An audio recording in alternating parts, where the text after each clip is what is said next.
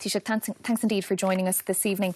Now, you've requested a meeting with the CEO of AstraZeneca about the difficulties that they've been having in fulfilling their supply commitments. Have you had a response to that request? Yeah, we'll be having that meeting later this evening. And earlier today I met with the worldwide CEO of Johnson & Johnson, Alex Gorsky, to discuss their situation. And the first point I would make is that, and particularly Alex Gorsky would have said to me today, that the extraordinary development is to have so many vaccines in place so quickly after the onset of the pandemic, that it's been an extraordinary achievement by pharmaceuticals companies along with countries to get vaccines to the stage where we now have 4 that are authorised within Europe. That was his first point, and that it's a huge manufacturing challenge.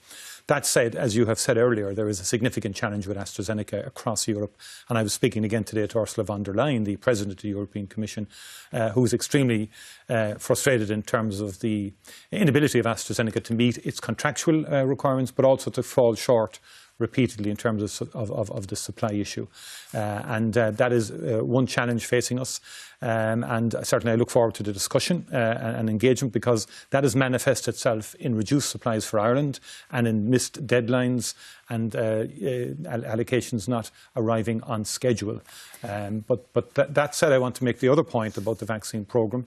It has proven to be very effective, and today now we'll have over 600,000 doses of the vaccine administered in Ireland, which is quite significant, and it's having a real impact on reducing infection, particularly in nursing homes, amongst hospital workers and amongst the over 85s, and the evidence is very strong about the efficacy of the vaccines.